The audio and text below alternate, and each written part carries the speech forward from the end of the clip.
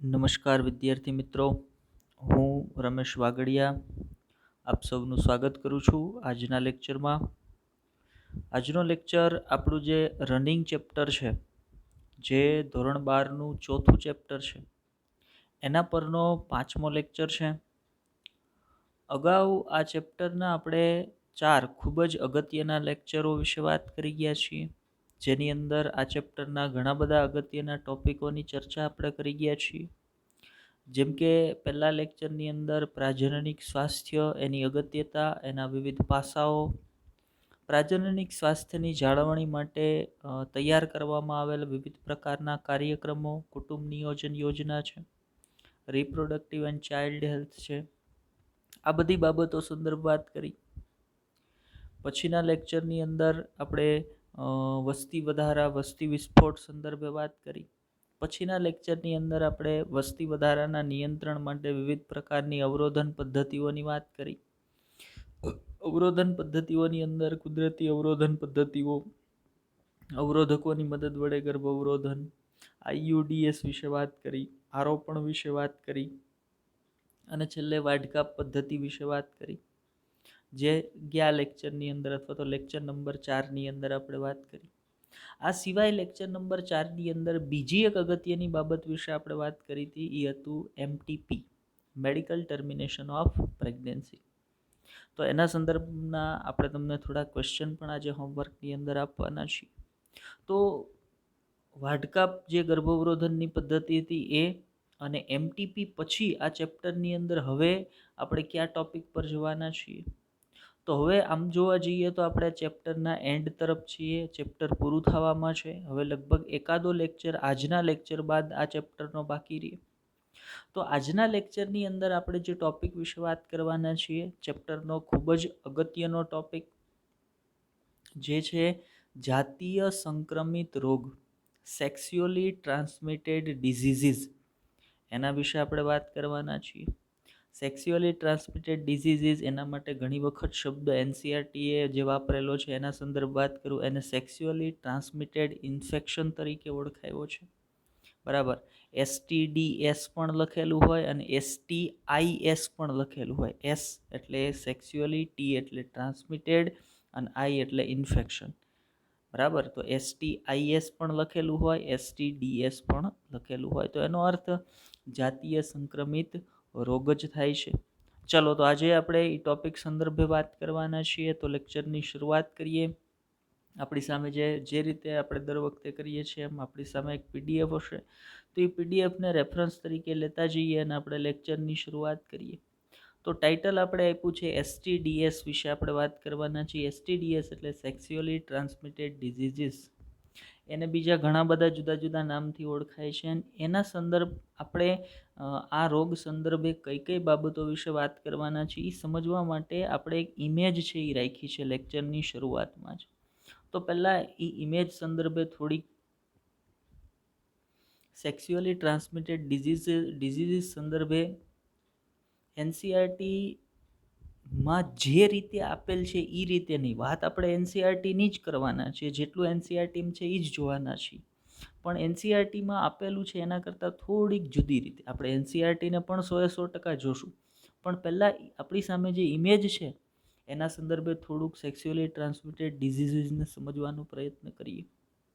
તો આ છે sexually transmitted diseases, STDs, small s છે અહીંયા લખેલું હોય, કેમ કે આપણે માત્ર કોઈ એક રોગની વાત નથી કરતા, આપણે ઘણા બધા જાતીય સંક્રમિત રોગોની વાત કરીએ છીએ. એટલે STDs એવું હું બોલું છું. ઘણી વખત STDsના સ્થાન ઉપર આવું પણ લખી દે STIs. બરાબર, સેક્સ્યુઅલી ટ્રાન્સમિટેડ ઇન્ફેક્શન્સ, STIs. તો NCERTની અંદર આવું જ લખી દીધું છે STIs, સેક્સ્યુઅલી ટ્રાન્સમિટેડ ઇન્ફેક્શન. એ સંદર્ભ આપણે થોડીક ગુજરાતી સંદર્ભે માહિતી જોઈએ તો એને જાતીય સંક્રમિત રોગ તરીકે ઓળખવામાં આવે છે, અથવા જાતીય સંક્રમિત ચેપ તરીકે પણ ઓળખવામાં આવે છે. તો એને બીજા ઘણા બધા જુદા જુદા નામથી ઓળખવામાં આવે છે. આગળ લેક્ચરની અંદર એ તમામ નામને આપણે જોશું. જેમ કે આપણે એવું કહી શકીએ એને વનરેબલ ડિઝીઝ તરીકે પણ ઓળખવામાં આવે છે. એને રિપ્રોડક્ટિવ ટ્રેક ઇન્ફેક્શન તરીકે પણ ઓળખવામાં આવે છે. જુદા જુદા ઘણા બધા નામથી ઓળખવામાં આવે છે. હવે આ ચેપ્ટરની અંદર ખાસ આ રોગો સંદર્ભે કેવી કેવી માહિતીની વાત આપણે કરવાના છીએ, તો એક આપણે જોવાના છીએ આ રોગના રિસ્ક ફેક્ટરો છે ને એના વિશે વાત કરવાના છીએ. જો અહીંયા લખી દીધું છે એના રિસ્ક ફેક્ટરો, એટલે એનાથી નુકસાનકારક અસરો કયા કયા પ્રકારની હોય છે. બીજી આપણે જુદા જુદા જે રોગો છે ને એના સંદર્ભે વાત કરવાના છે. જેમ કે તમે અહીંયા જોઈ શકો છો, અહીંયા વાત કરી છે સિફિલિસની, અહીંયા વાત કરી છે HIV-ની, બરાબર. આ સિવાય પણ ઘણા બધા બીજા રોગો વિશે આપણે વાત કરવાના છીએ. બીજું, આ રોગ કોના સંદર્ભે અથવા તો કોના દ્વારા થવાના છે તે રોગના કારકો વિશે વાત કરવાના છીએ. જેમ કે ઘણા વાયરસથી આ રોગ થાય, ઘણા બેક્ટેરિયાથી આ રોગ થાય છે, ઘણા પ્રજીવો છે એના દ્વારા પણ આ પ્રકારના સેક્સ્યુઅલી ટ્રાન્સમિટેડ ડિઝીઝીસ છે એ થતા હોય છે. પછી એના કોમન સિમ્પટમ્સ, લક્ષણો શું શું હોય, બરાબર. પછી એના સંદર્ભે આપણી પાસે કેવી કેવી જાગૃતિ અથવા માહિતી હોવી જોઈએ, અવેરનેસ કયા કયા પ્રકારની એ રોગો સંદર્ભે આપણી પાસે હોવી જોઈએ. તો આ તમામ બાબતો સંદર્ભે આજના લેક્ચરની અંદર આપણે સેક્સ્યુઅલી ટ્રાન્સમિટેડ ડિઝીઝીસ સંદર્ભમાં વાત કરવાના છીએ. બહુ ડિટેલમાં આ ફોટોગ્રાફની અંદર બીજી ઘણી બધી માહિતીઓ લખેલી છે. કે એની ટ્રીટમેન્ટ સંદર્ભે વાત કરી છે, એની આપણું જે ઇમ્યુન સિસ્ટમ છે એના પર કેવી અસર થાય છે, અથવા તો ઇમ્યુન સિસ્ટમ એની સામે કયા પ્રકારની ઇફેક્ટ કરે છે. તો એ બધી બાબતો માટે આ લેવલ થોડુંક હજી નીચું છે, બરાબર. આનાથી ઉપરના લેવલે લાઈક તમે મેડિકલ ફિલ્ડ કે પેરામેડિકલ ફિલ્ડની અંદર જાઓ, ત્યાં તમારે આ ટોપિક ભણવાનો આવે તો એ લેવલ સુધી તમારે જવાનું થાય. અહીંયા જે લેવલ આપણે જરૂરી છે એ લેવલ સુધી આપણે તમને તમામ બાબતોનો અભ્યાસ છે અહીંયા કરાવવાના છીએ. ચલો તો આગળ વધીએ કે ભાઈ આ ચેપ્ટરની અંદર આ ટોપિક સંદર્ભે આપણે કઈ કઈ માહિતીઓ જોવાની છે. તો સેક્સ્યુઅલી ટ્રાન્સમિટેડ ડિઝીઝીસ સંદર્ભે આપણે સૌથી પહેલાં એની સામાન્ય માહિતી વિશે, ભાઈ એની વ્યાખ્યા શું છે, કોને સેક્સ્યુઅલી ટ્રાન્સમિટેડ ડિઝીઝીસ કહેવાય. તો આપણે એવું કહી શકીએ કે ભાઈ એવા રોગ કે જે જાતીય સમાગમ દરમિયાન ફેલાતા હોય, એક વ્યક્તિમાંથી બીજા વ્યક્તિમાં ફેલાતા હોય, એને જાતીય સંક્રમિત રોગ તરીકે ઓળખવામાં આવે. કારણ એ જાતીય સંસર્ગ દરમિયાન, જાતીય સમાગમ દરમિયાન એક વ્યક્તિથી બીજા વ્યક્તિને લાગે છે અથવા તો એક વ્યક્તિમાંથી બીજા વ્યક્તિમાં ફેલાય છે. તો એવા રોગોને આપણે જાતીય સંક્રમિત રોગ, સેક્સ્યુઅલી ટ્રાન્સમિટેડ ડિઝીઝીસ અથવા તો આપણે એને સેક્સ્યુઅલી ટ્રાન્સમિટેડ ઇન્ફેક્શન તરીકે ઓળખાવીએ છીએ. ચલો આપણે આપણી પેનનો કલર થોડોક ચેન્જ કરી દઈએ. તો સૌથી પહેલાં અહીંયા શું કીધું છે, આપણે કોના વિશે વાત કરીએ છીએ. જો જાતીય સંક્રમિત રોગ અથવા આ બધાના ફૂલ ફોર્મ યાદ રાખજો. જેટલાના શોર્ટ ફોર્મ હું અહીંયા કહીશ એ બધા જ IMP ભાઈ, બધા જ, બરાબર. માનો કે STDsનું પૂરું નામ જણાવો, સેક્સ્યુઅલી ટ્રાન્સમિટેડ ડિઝીઝીસ. આગળ વધીએ, STIsનું પૂરું નામ જણાવો, સેક્સ્યુઅલી ટ્રાન્સમિટેડ ઇન્ફેક્શન્સ, બરાબર. જો અહીંયા કીધું છે જાતીય સંક્રમિત રોગ અને આનો અર્થ થાય જાતીય સંક્રમિત ચેપ, તો બે જુદી જુદી આમ જોવા જઈએ તો નામ જુદા જુદા છે પણ બંનેનો અર્થ છે એ કેવો થાય છે, તો બે સમાન થાય છે. હવે પ્રશ્ન એ થાય કે ભાઈ કેવા રોગને જાતીય સંક્રમિત રોગ તરીકે ઓળખવામાં આવે. તો અહીંયા આપણે વ્યાખ્યા આપી છે, જુઓ કે ભાઈ જે ચેપ અથવા તો રોગ જાતીય સમાગમ દ્વારા સંક્રમિત થતો હોય, સંક્રમિત થવું એટલે ફેલાવવું, બરાબર, સંક્રમિત થતો હોય, ફેલાતો હોય, તેને જાતીય સંક્રમિત રોગ અથવા તો સામૂહિક રીતે એ રોગને જાતીય સંક્રમિત ચેપ કહેવામાં આવે. જો શું કીધું છે, કાં તો એને જાતીય સંક્રમિત રોગ, સેક્સ્યુઅલી ટ્રાન્સમિટેડ ડિઝીઝીસ, અથવા તો સામૂહિક રીતે એને જાતીય સંક્રમિત ચેપ, સેક્સ્યુઅલી ટ્રાન્સમિટેડ ઇન્ફેક્શન્સ, અથવા સમાગમને લગતા રોગ જેને વનરલ ડિઝીઝ તરીકે ઓળખવામાં આવે. શોર્ટ નેમ ફરી પાછું આવ્યું ભાઈ, મેં તમને પહેલાં જ કીધું શોર્ટ નેમ બધા જ યાદ રાખવાના. VD સમાગમને લગતા રોગ, વનરલ ડિઝીઝ, વનરલ ડિઝીઝ, VDનું પૂરું નામ જણાવો. અથવા તો VD છે એ કયા પ્રકારના રોગ છે, તો આપણને ખબર હોય કે જાતીય સંક્રમિત રોગ છે એ સેક્સ્યુઅલી ટ્રાન્સમિટેડ ડિઝીઝીસ છે, એનું બીજું નામ વનરલ ડિઝીઝ પણ છે. અથવા એનું બીજું એક નામ છે પ્રજનન માર્ગના ચેપ અથવા તો રોગ, જેને RTI, પૂરું નામ ફરી વખત યાદ રાખવાનું છે, reproductive track infection. Reproductive track એટલે પ્રજનન માર્ગ, રિપ્રોડક્શન એટલે પ્રજનન, ટ્રેક એટલે માર્ગ, અને ઇન્ફેક્શન એટલે ચેપ. પ્રજનન માર્ગના ચેપને રિપ્રોડક્ટિવ ટ્રેક ઇન્ફેક્શન કહેવાય. સમાગમને લગતા રોગને વનરલ ડિઝીઝ તરીકે ઓળખવામાં આવે. જાતીય સંક્રમણ પામતા એટલે કે જાતીય સમાગમ દરમિયાન ફેલાતા રોગને સેક્સ્યુઅલી ટ્રાન્સમિટેડ ડિઝીઝીસ તરીકે ઓળખવામાં આવે. સામૂહિક રીતે એને સેક્સ્યુઅલી ટ્રાન્સમિટેડ ઇન્ફેક્શન અથવા તો જાતીય સંક્રમિત ચેપ તરીકે ઓળખવામાં આવે. તો આ બધા જુદા જુદા નામથી આ STDs અથવા તો STIs, VD, RTI જુદા જુદા નામથી આ રોગને ઓળખવામાં આવે છે. બીજી એક બાબત જે NCERT નથી અને યાદ રાખ્યા જેવી છે એ છે વનરોલોજિસ્ટ. વનરોલોજિસ્ટ કોને કહેવાય? વનરોલોજિસ્ટ ભાઈ તો ભાઈ એવા નિષ્ણાંત કે જે આ રોગના ફિલ્ડમાં કામ કરતા હોય, બરાબર, જે વનરલ ડિઝીઝના ફિલ્ડમાં કામ કરતા વૈજ્ઞાનિકો હોય, નિષ્ણાંતો હોય, એને વનરોલોજિસ્ટ તરીકે ઓળખવામાં આવે. જે જાતીય સંક્રમિત રોગોના ફિલ્ડની અંદર કામ કરતા હોય, એ ફિલ્ડના નિષ્ણાંત હોય, એને વનરોલોજિસ્ટ તરીકે ઓળખવામાં આવે. એના જે ડૉક્ટર હોય, તમે એમ પણ કહી શકો કે આ રોગના જે સ્પેશિયાલિસ્ટ હોય, જે ડૉક્ટર હોય, એને વનરોલોજિસ્ટ તરીકે ઓળખવામાં આવે છે. જે જાતીય સંક્રમિત રોગોનું નિદાન કરતા હોય, એની સારવાર કરતા હોય, તો એ લોકો માટે વનરોલોજિસ્ટ એવો શબ્દ છે એ વાપરવામાં આવે છે. ચાલો, તો આપણને આટલી બાબતો મગજમાં બેસી ગઈ હશે. આગળ વધીએ તો હવે પહેલાં એ જોઈ લઈએ કે ભાઈ જાતીય સંક્રમિત રોગો ક્યાં ક્યાં છે, અને બીજી એક અગત્યની બાબત જે NCERTમાં નથી પણ મને ખબર હોવી જોઈએ કે ભાઈ એ જાતીય સંક્રમિત રોગ કયા કારકથી થાય છે. જો અહીંયા તમારે બે વસ્તુ યાદ રાખવાની છે. એક છે રોગ કયો છે, અને બીજી બાબત એ કયા કારક વડે, કોનાથી થાય છે એ રોગ. બરાબર, કયા તંત્રનો રોગ છે એ મને ખબર પડી ગઈ, પ્રજનન તંત્રના રોગ છે. કઈ રીતે ફેલાય છે? જાતીય સમાગમ દરમિયાન ફેલાય છે. પણ કયો રોગ છે અને કોના દ્વારા થાય છે, આ બાબત મારે ખૂબ જ ઇમ્પોર્ટન્ટ મારા માટે મારે ખાસ યાદ રાખવાની છે. તો NCERTની અંદર કયા કયા રોગ છે માત્ર એની જ માહિતી આપી છે. તો મેં અહીંયા એક કોષ્ટક બનાવ્યું છે જેમાં એક તરફે કયા કયા રોગ છે એની વાત તમને કરી છે. લાઈક ગોનારિયા એક પ્રકારનો રોગ છે, અને એની સામેની બાજુએ ગોનારિયા છે એ કોના વડે થાય છે? તો નિસેરિયા ગોનોરોય. નિસેરિયા ગોનોરોય શું છે? એક બેક્ટેરિયા છે, એક બેક્ટેરિયાની જાતિ છે નિસેરિયા ગોનોરોય. તો નિસેરિયા ગોનોરોય વડે થતો રોગ છે એ ગોનોરિયા છે. મતલબ આ તમને એક એક્ઝામ્પલ આપું છું કે અહીંયા આપણે તમને કઈ રીતે આ રોગની માહિતી આપવાના છીએ. તો અહીંયા આપણે ખાસ કઈ બાબતને ધ્યાનમાં લેવાના છીએ? તો એક રોગ કયો છે, અને બીજી બાબત એ રોગ કયા રોગકારક વડે થાય છે. આ બે અગત્યની બાબત પર આપણે આખું કોષ્ટક એક સ્લાઇડમાં જોઈ શકીએ. એટલે આપણે સ્લાઇડની સાઇઝ થોડીક નાની કરી દઈએ છીએ. ચલો, હવે સંપૂર્ણ કોષ્ટક છે આપણને એક સ્લાઇડની અંદર દેખાય છે. તો આ બાજુ હું કહી દઉં કે ભાઈ આ છે એ કોલમ A છે, આ કોલમ B છે.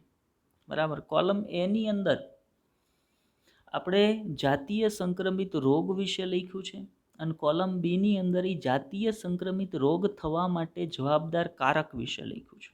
બંને ઇમ્પોર્ટન્ટ બાબત છે, એક્ઝામમાં પૂછાવાની શક્યતા. અને એક્ઝામની અંદર કઈ રીતે પૂછાય આ પ્રશ્ન? તો જે રીતે અહીંયા કોષ્ટક છે ને એ જ રીતે પૂછાય. પણ કોષ્ટકમાં ખાલી ક્રમ, માનો તમારે એક પ્રશ્ન આવે, તમને ખબર હોય જોડકા જોડો, તો માનો આ બાજુ છે એ બધા એમનેમ રહેવા દો, સોરી આ બાજુના છે એને બધાને એમનેમ રહેવા દો, પણ આ બાજુનાનો ક્રમ બદલી નાખો. આને લઈને આની સામે મૂકી દો, આને એની જગ્યાએ જવા દો, આને આની જગ્યાએ જવા દો, આને આની જગ્યાએ જવા દો. મતલબ આ કોલમ B ની અંદર હું ક્રમ બધાનો બદલી નાખું તો એ એક પ્રકારના જોડકા જેવો પ્રશ્ન થઈ જાય ને ભાઈ.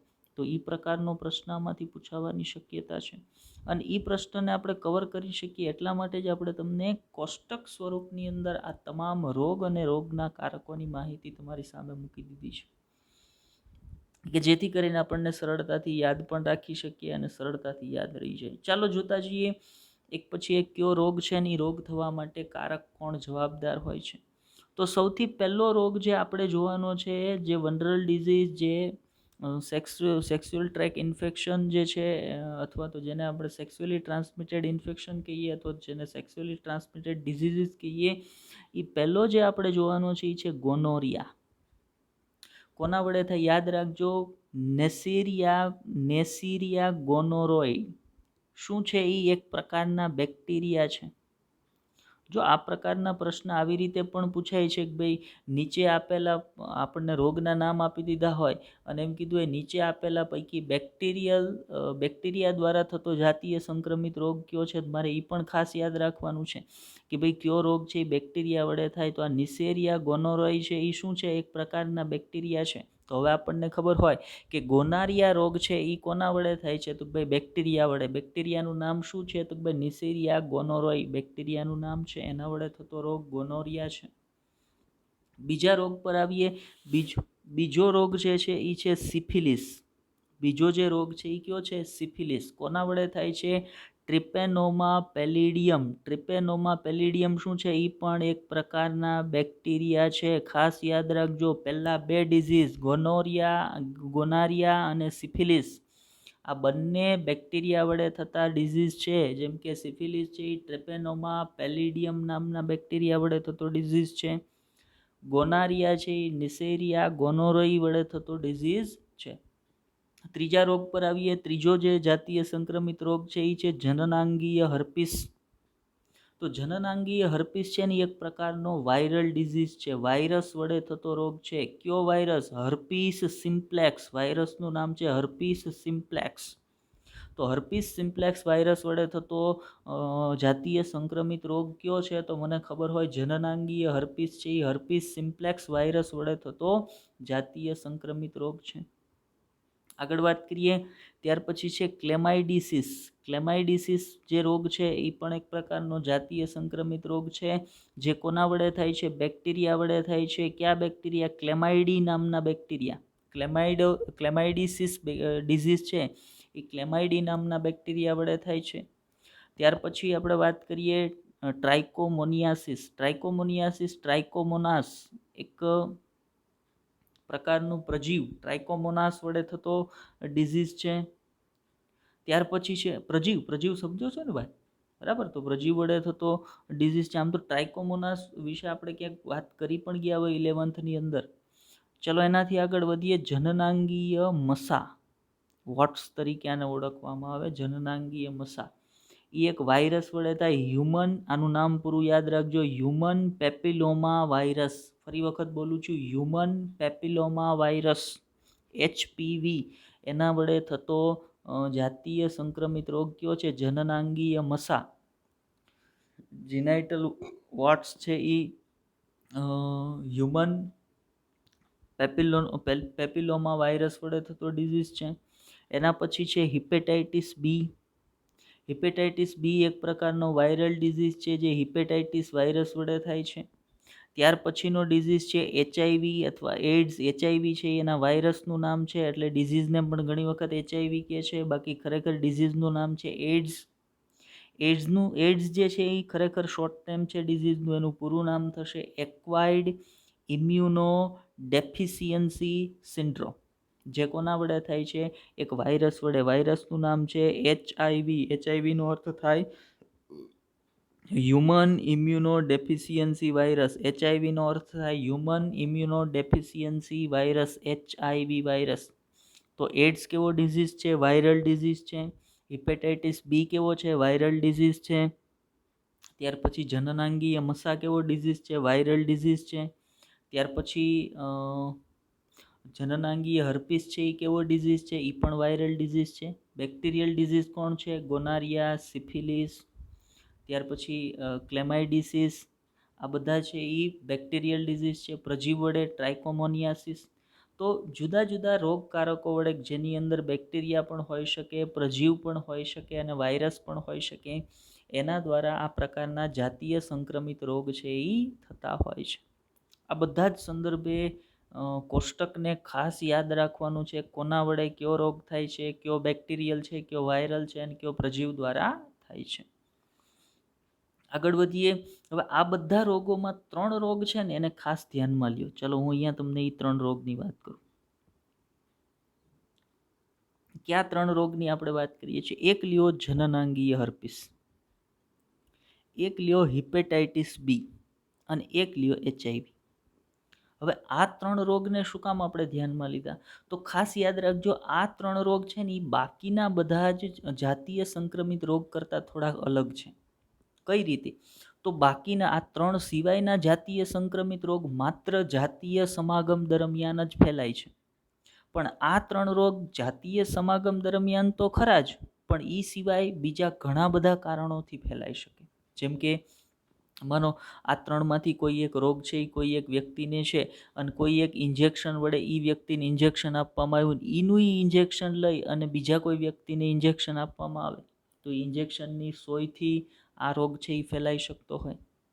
અથવા માનો કોઈ એક વ્યક્તિનું ઓપરેશન જે દાક્તરી સાધનો વડે કરવામાં આવ્યું એને વ્યવસ્થિત સાફ કર્યા વગર એના એ સાધન વડે બીજા કોઈ પેશન્ટનું ઓપરેશન કરવામાં આવે તો એની અંદર એ ફેલાઈ શકે. અથવા માનો કોઈ એક વ્યક્તિનું રુધિર છે એ બીજા વ્યક્તિને ચડાવવામાં આવે તો રોગી વ્યક્તિનું રુધિર બીજા વ્યક્તિને ચડાવો તો પણ આ રોગ ફેલાશે. અથવા કોઈ એક માતાને આમાંનો કોઈ આ 3માંનો કોઈ એક ડિઝીઝ છે તો એના ગર્ભની અંદર રહેલો જે ગર્ભસ્થ શિશુ છે એની અંદર પણ જઈ શકે, એ રીતે પણ ફેલાઈ શકે. તો મતલબ આ 3 રોગ એવા છે કે જે જાતીય સમાગમ સિવાયના કારણોથી પણ ફેલાઈ શકે છે. બાકીના ગોનોરિયા છે, સિફિલિસ છે, ક્લેમાઇડિસિસ છે, ટ્રાઇકોમોનિયાસિસ છે, આ બધા એવા ડિઝીઝ છે કે જે માત્ર જાતીય સમાગમ દરમિયાન જ ફેલાય છે. પણ આ 3 ડિઝીઝ છે એ એવા છે કે જે જાતીય સમાગમ સિવાયના પણ ઘણા બધા કારણોથી ફેલાઈ શકે છે. આગળ વાત કરીએ થિયરી પોર્શનની અંદર આ બાબતે થોડીક ડિટેલમાં. ચલો શું કીધું છે જુઓ કે આમાંના કેટલાક રોગ, આપણે જે ઉપર લિસ્ટ જોયું ને એની વાત કરે છે ભાઈ, કે ભાઈ આમાંના જે લિસ્ટમાં હતા એમાંના કેટલાક રોગ જેવા કે જનનાંગીય હર્પીસ, હિપેટાઇટિસ બી અને HIV એટલે એડ્સ, સંક્રમિત વ્યક્તિ દ્વારા વપરાયેલ ઇન્જેક્શનની સોય, મેં કીધું ને હમણાં તમને, વાઢકાપ એટલે કે ઓપરેશનના સાધનો વગેરેની અદલાબદલી, એટલે એકને એક સાધનથી જે ચેપી વ્યક્તિનું ઓપરેશન થયું છે એને એ સાધનથી બીજા વ્યક્તિનું થાય, એનાથી પણ ફેલાય છે. આ સિવાય રુધિરાધાન એટલે એક વ્યક્તિનું રુધિર બીજા વ્યક્તિને ચડાવવું અથવા ચેપી માતામાંથી તેના ગર્ભસ્થ શિશુમાં પણ સંચારિત થઈ શકે. શું કામ? તો માતા અને ગર્ભસ્થ શિશુ વચ્ચે એક રચનાત્મક અને ક્રિયાત્મક એકમ હોય જેને આપણે જરાયુ કહીએ છીએ, જેના વિશે આપણે આની પહેલાંના યુનિટમાં ભણી ગયા છીએ. એ જરાયુની મદદ વડે માતાનું અને ગર્ભનું બંનેનું રુધિર છે એકબીજાના સંપર્કમાં હોય તો બંનેનું રુધિર એકબીજાના સંપર્કમાં હોવાના કારણે માતાનું જે ચેપ છે એ બાળકની અંદર ફેલાઈ શકતો હોય. ચલો આ સંદર્ભે આગળ માહિતીને જોઈએ શું કહે છે. તો ભાઈ હિપેટાઇટિસ બી, જનનાંગીય હર્પીસ, મુખ્ય આ 3 જ ખતરનાક છે. ચાલો જોઈએ એ સંદર્ભમાં. હિપેટાઇટિસ બી, જનનાંગીય હર્પીસ અને HIV ચેપ સિવાયના અન્ય રોગ જો વહેલા નિદાન થાય અને યોગ્ય સારવાર મળે ને તો સંપૂર્ણપણે સાધ્ય છે, એટલે કે મટાડી શકાય છે. આ 3 સિવાયના હો, હિપેટાઇટિસ બી, જનનાંગીય હર્પીસ અને HIV, આ 3 રોગ સિવાયના કોઈ પણ જાતીય સંક્રમિત રોગ હોય જો એની શરૂઆતમાં ખબર પડી જાય, હજી રોગ પૂરેપૂરો શરીરમાં ડેવલપ થયો નથી, હજી પોતાની શરૂઆતની અવસ્થામાં જ છે, ત્યાં એ રોગની ખબર પડી જાય ને તો એનું નિદાન થઈ જાય તો એની સારવાર છે એ પણ સંપૂર્ણપણે થઈ શકે છે અને એ રોગને સંપૂર્ણપણે મટાડી પણ શકાય છે. પણ આ 3ના કિસ્સામાં એવું નથી. ચલો શું કહે છે, મોટાભાગના આ રોગોના લક્ષણો શરૂઆતમાં ખૂબ જ ગૌણ હોય. જો આપણે કીધું ને કે શરૂઆતમાં આઈડેન્ટિફાય થઈ જાય ને તો એને મટાડવા સહેલા છે અથવા તો શક્ય છે. પણ આ રોગની ખાસિયત એવી છે કે ભાઈ આવા જાતીય સંક્રમિત રોગ પોતાની શરૂઆતની સ્થિતિની અંદર કોઈ પણ પ્રકારના લક્ષણો ન બતાવે, અને જે લક્ષણો બતાવે ને એ એટલા બધા ગૌણ હોય કે આપણે એવું વિચારી લઈએ કે ભાઈ આ કોઈ જાતીય સંક્રમિત રોગના કારણે આ લક્ષણ નહીં હોય, આ તો રેગ્યુલર અથવા નોર્મલ લક્ષણ છે અથવા એકદમ ગૌણ લક્ષણ હોય, એટલે આપણે એને અવગણીએ ઘણી વખત. એ લક્ષણો કેવા કેવા હોય ગૌણ લક્ષણો? તો જનનાંગીય ભાગમાં ખંજવાળ આવવી, તો ખંજવાળ આવવાના તો ઘણા બધા રીઝન હોય. ઉદાહરણ તરીકે એક કોમન રીઝન ખંજવાળાવવા માટે છે રિંગવર્મ, અથવા આપણે ધાધર તરીકે પણ જેને ઓળખાવીએ છીએ. તો ધાધરના કારણે પણ અને મોટાભાગે ધાધર છે એ જનનાંગીય ભાગો છે એની આસપાસમાં ધાધર થવાની શક્યતાઓ છે. તો ઘણી વખત આપણે એવું વિચારી લેતા હોય કે ભાઈ ખંજવાળ આવે છે એની પાછળનું રીઝન છે કોઈ જનનાંગીય જાતીય સંક્રમિત રોગ નથી, પણ આવો કોઈ રોગ છે એટલે બહુ આપણે એને સિરિયસલી લેતા હોતા નથી. પણ જાતીય સંક્રમિત રોગના પણ શરૂઆતના લક્ષણ છે એ આ જ પ્રકારના હોય. હવે એક તો જનનાંગીય ભાગોની આજુબાજુમાં ખંજવાળ આવવી. બીજું, જો આ સૌથી અગત્યની બાબત, આ લક્ષણ દેખાય એટલે 100% ડૉક્ટરની સલાહ લેવી જોઈએ. જેમ કે પ્રવાહીનો સ્ત્રાવ થવો. હવે ઉદાહરણ તરીકે પહેલાં પુરુષની વાત કરીએ તો પુરુષની અંદર એના શિશ્નની અંદરથી નોર્મલ 2 સ્ત્રાવ થાય છે. ક્યાં? તો એક મૂત્રનો અને બીજું સીમેન અથવા વીર્યનો. એ સિવાયનો કોઈ પણ સ્ત્રાવ સતત રીતે જો પુરુષની અંદર થતો હોય તો ફરજિયાતપણે એણે ડૉક્ટરને કન્સલ્ટ કરવો જોઈએ, એણે ડૉક્ટરની સલાહ લેવી જોઈએ, કેમ કે એ જાતીય સંક્રમિત રોગનું લક્ષણ છે. બીજા કેસ પર જઈએ તો સ્ત્રીની અંદર નોર્મલ સ્ત્રાવ, તો એક તો મૂત્ર. બીજા નંબર પર જઈએ તો એને ઋતુસ્ત્રાવ થતો હોય. આ સિવાયનો ઋતુસ્ત્રાવનો સમયગાળો જે છે એ સમયગાળાને બાદ કરી નાખો. એ સિવાયના નોર્મલ સમયગાળામાં પણ જો પ્રજનન અંગની અંદરથી કોઈ એવા સફેદ રંગના પ્રવાહીનો સ્ત્રાવ થવો જે એકદમ ખરાબ સ્મેલ ઉત્પન્ન, સડેલી માછલી જેવી સ્મેલ ઉત્પન્ન કરતું હોય, તો આ પ્રકારના સ્ત્રાવ જો સતત રીતે થતા રહેતા હોય, ઋતુસ્ત્રાવના સમય બાદ પણ સતત રીતે થતા રહેતા હોય, તો 100% ડૉક્ટરને કન્સર્ન કરવું જોઈએ, ડૉક્ટરની સલાહ લેવી જોઈએ. કેમ કે આ છે એ શરૂઆતના જાતીય સંક્રમિત રોગના શરૂઆતના લક્ષણ છે. બીજું, થોડો ઘણો સામાન્ય દુખાવો જોવા મળે અને જનનાંગની આજુબાજુના ભાગો છે એની અંદર સોજા છે એ જોવા મળતા હોય, તો આ પ્રકારના ગૌણ લક્ષણ છે. શરૂઆતમાં આ પ્રકારના ગૌણ લક્ષણો છે એ જાતીય સંક્રમિત રોગમાં જોવા મળે છે. પણ જેમ જેમ આ રોગ છે એ આગળ વધશે એમ લક્ષણો છે એ થોડાક વધારે કોમ્પ્લિકેટેડ થતા હોય, અને આ લક્ષણો કોમ્પ્લિકેટેડ થવાના સંદર્ભમાં પણ સ્ત્રી અને પુરુષની અંદર ઘણા બધા ભેદભાવ હોય. ઉદાહરણ તરીકે ઘણી વખત સંક્રમિત સ્ત્રીઓમાં આ રોગના ચિહ્નો દેખાતા નથી. એને રોગ છે, એને રોગનું સંક્રમણ થયેલું છે, પણ છતાંય એની અંદર એ રોગના ચિહ્નો ન દેખાય. ન દેખાવા પાછળનું કારણ એ છે કે સ્ત્રીઓનું પ્રજનન તંત્ર એટલું બધું કોમ્પ્લિકેટેડ છે કે એની અંદર આ લક્ષણો ઉત્પન્ન થતાં ઘણી બધી વાર લાગતી હોય. એટલે શરૂઆતના જે રોગના ચિહ્નો છે ને એ દેખાતા નથી, અને એ એક પ્રકારની નુકસાનકારક બાબત છે. કઈ રીતે નુકસાનકારક બાબત છે? તો શરૂઆતમાં એ લક્ષણો અથવા ચિહ્નો દેખાતા નથી, તેથી લાંબા સમય સુધી તે અનિદાનિત રહી છે. મતલબ લાંબા સમય સુધી એની ખબર પડી શકતી નથી. જ્યારે ખબર પડે ત્યારે એ જે રોગ છે એ લેવલ સુધી પહોંચી ગયો હોય કે હવે એની સારવાર કરવામાં આવે તોય એ ઘણા લાંબા સમય બાદ મટી શકતો હોય. બાકી એ જ રોગ જો એના શરૂઆતના સ્ટેજની અંદર ડાયગ્નોસ થઈ જાય, શરૂઆતના સ્ટેજમાં એનું નિદાન થઈ જાય, તો એની સારવાર નિદાન કરીને કરવામાં આવે તો એને બહુ જલ્દીથી મટાડી શકતું હોય. પણ સ્ત્રીઓની અંદર એવું નથી થતું, કેમ કે શરૂઆતમાં એના ચિહ્નો છે એ જોવા મળતા હોતા નથી. આગળ વાત કરીએ તો ચેપની શરૂઆતની અવસ્થામાં ચિહ્નોનું દેખાવું અથવા તો ઓછા લક્ષણો દેખાવા. જો શરૂઆતની અવસ્થામાં ચિહ્નોનું ન દેખાવું અથવા તો ઓછા લક્ષણો દેખાવા, અથવા જો આ સૌથી અગત્યની બાબત અથવા તો સૌથી અસરકારક બાબત છે. જો આ બાબત હવે જે મુદ્દાની આપણે વાત કરવાના છે એ કે સેક્સ્યુઅલી ટ્રાન્સમિટેડ ડિઝીઝીસથી જોડાયેલ સામાજિક કલંકોનો ભય. નોર્મલી માનો આ પ્રકારના ઉપર જે આપણે કોમન લક્ષણોની વાત કરી, અથવા તો એ પ્રકારના કોઈ પણ લક્ષણ જે પ્રજનન તંત્ર અથવા પ્રજનન અંગોને સંલગ્ન છે, અને એના સંદર્ભમાં જો આપણે ડૉક્ટર પાસે જવું હોય ને તો ઘણી બધી વખત જુદા જુદા ઘણા બધા પ્રકારના વિચારો છે એ મનની અંદર ચાલતા હોય. ઉદાહરણ તરીકે આ રોગ સંદર્ભમાં હું ડૉક્ટર પાસે જાઉં તો ડૉક્ટર મારા વિશે શું વિચારે?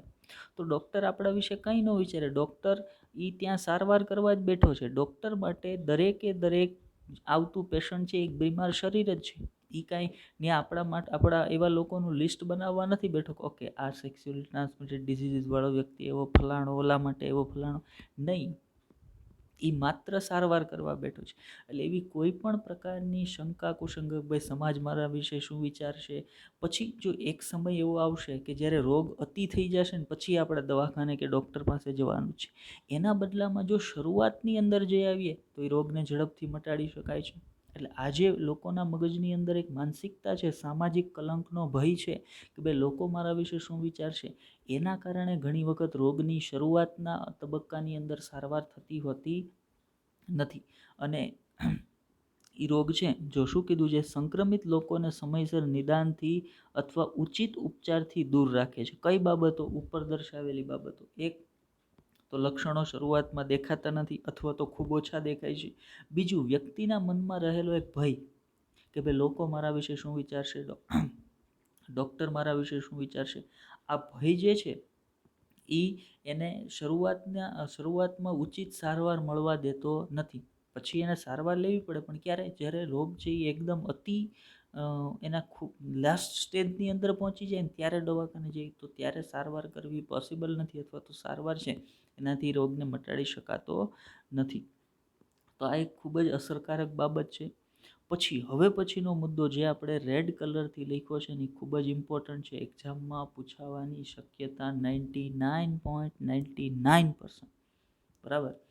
કે જે શરૂઆતમાં જે ગૌણ લક્ષણો દેખાય છે એ રોગ પોતાના લાસ્ટ સ્ટેજ સુધી પહોંચવા હોય કે અથવા તો ખૂબ વધી જાય પછી એના લક્ષણો કેવા હોય, અથવા તો જાતીય સંક્રમિત રોગ થઈ ગયા પછીના એના લક્ષણો, શરૂઆતના નહીં, એક વખત એ કમ્પ્લીટલી બોડીની અંદર ફેલાઈ જાય પછી એના લક્ષણો કેવા હોય.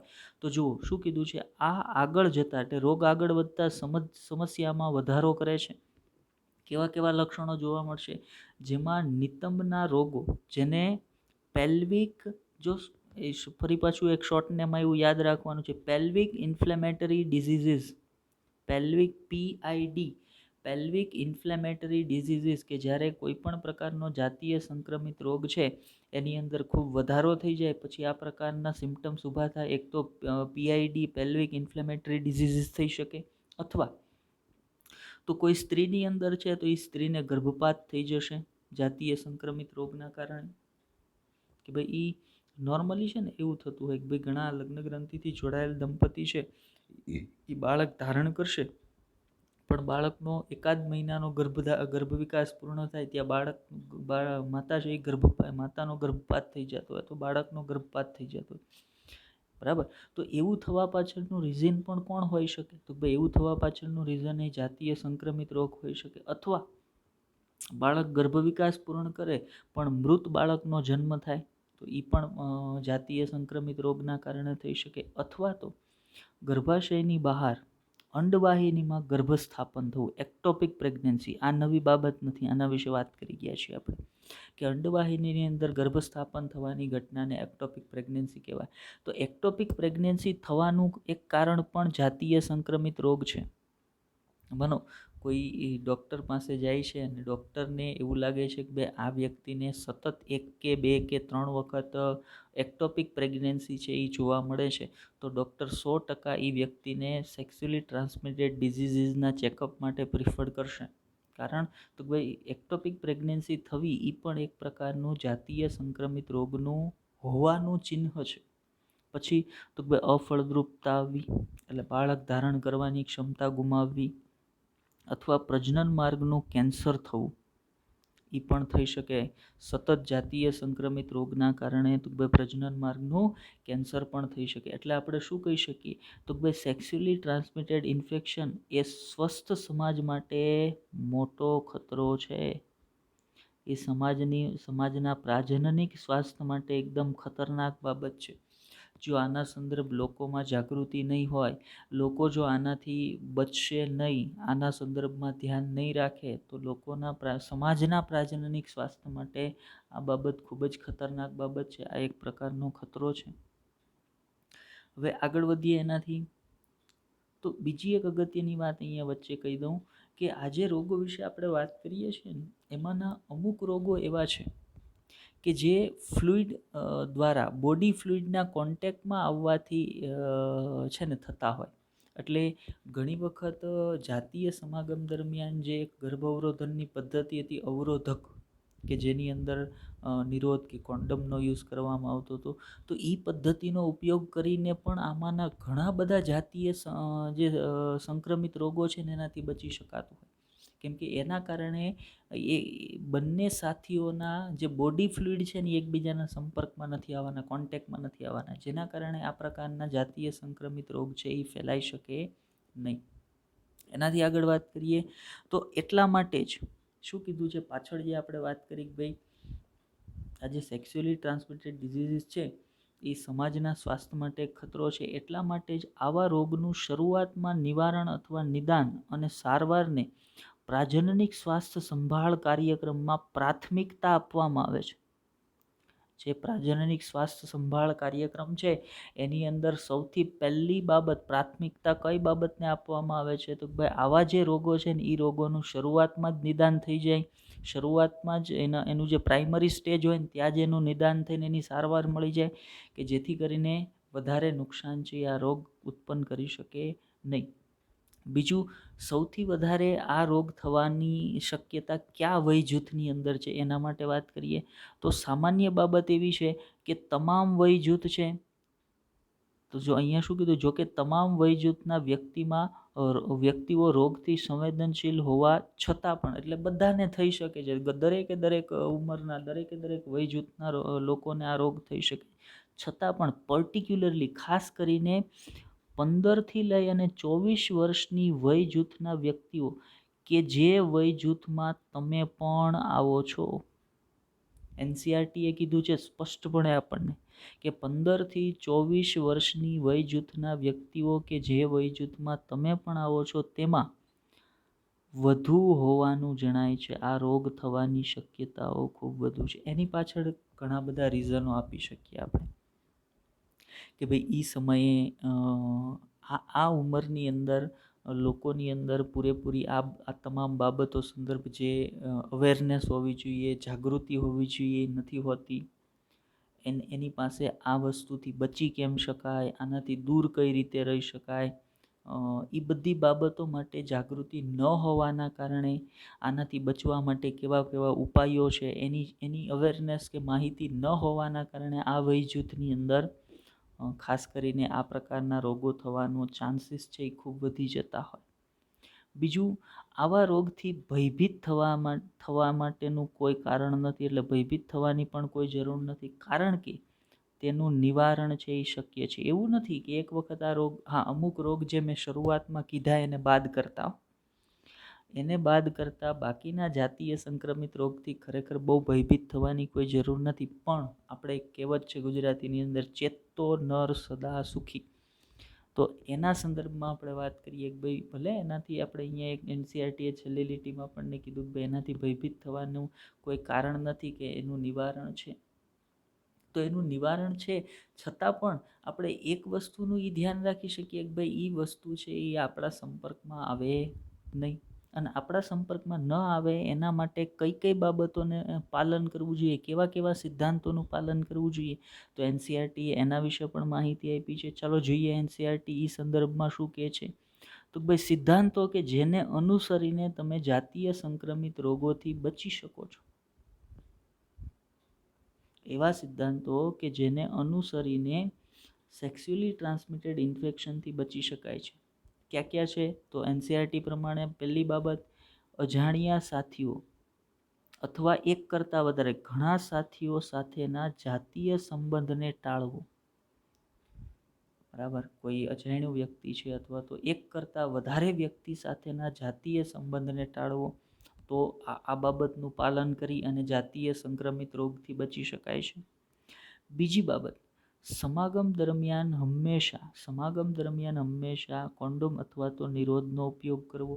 આનાથી જાતીય સંક્રમિત રોગથી બચી શકાય છે. પછીની બાબત પર જઈએ તો ત્યાર પછી NCERT કહે છે કોઈ પણ કિસ્સામાં, જો શું કીધું છે, કોઈ પણ કિસ્સો અથવા તો કોઈ પણ શંકાના કિસ્સામાં વ્યક્તિએ પ્રારંભિક નિદાન અને જો ચેપનું નિદાન થાય તો સંપૂર્ણ સારવાર માટે યોગ્ય ડૉક્ટર પાસે જવું. મગજમાં એવી બાબતો કે એવી ગ્રંથિઓ બાંધીને ન બેસવું કે લોકો મારા વિશે શું વિચારશે, લોકો મને કેવો ગણશે કે લોકો મને કેવી ગણશે. નહીં, એ બધી બાબતો ખોટી છે. પ્રાથમિક સ્ટેજની અંદર જ આનું નિદાન થવું જરૂરી છે, એની સારવાર થવી જરૂરી છે અને એનાથી ફટાફટ છુટકારો પણ મળી શકે છે.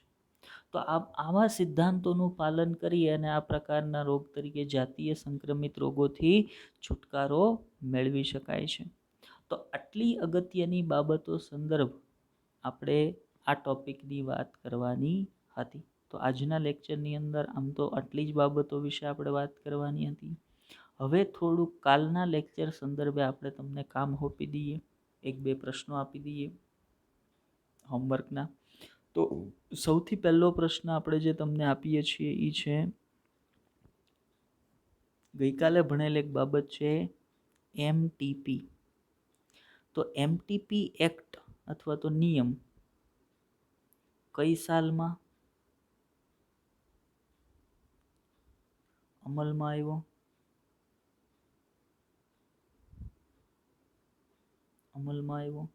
પહેલો ક્વેશ્ચન તમારો. બીજું કે કેટલા સમયનો ગર્ભ વિકાસ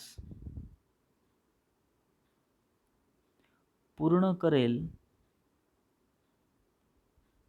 ગર્ભનો MTP સુરક્ષિત ગણાય છે?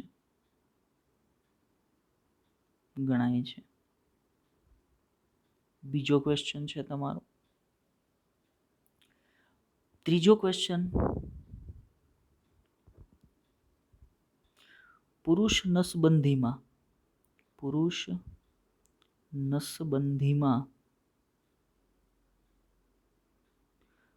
કઈ વાહિની કાપવામાં આવે છે? ત્રીજો ક્વેશ્ચન છે. એવી જ રીતે ચોથા ક્વેશ્ચન પર જઈએ કે સ્ત્રી નસબંધીમાં, ચોથો ક્વેશ્ચન સાંભળી લેજો, એ અહીંયા લખતો નથી, 3 ક્વેશ્ચન લખી દીધા, ચોથો સાંભળી લેજો કે સ્ત્રી નસબંધીની અંદર કઈ વાહિનીમાં ગાંઠ બાંધવામાં આવે છે? સ્ત્રી નસબંધીની અંદર કઈ વાહિનીમાં ગાંઠ બાંધવામાં આવે છે? તો આ 4 ક્વેશ્ચન છે તમારા હોમવર્કની અંદર. તો બધા ફરજિયાતપણે કોમેન્ટમાં એનો આન્સર કરજો. ચાલો, તો આજના લેક્ચરમાં આટલી જ બાબતો સંદર્ભ આપણે વાત કરવાની હતી. તો અહીં આપણો આજનો લેક્ચર પૂરો થાય છે.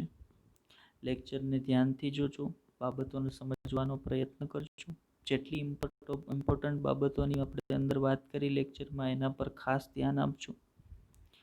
બાકી ન સમજાતી બાબતોની કોમેન્ટ કરજો, આપણે ફરી એક વખત તમને સમજાવીશું. બાકી બેસ્ટ ઓફ લક.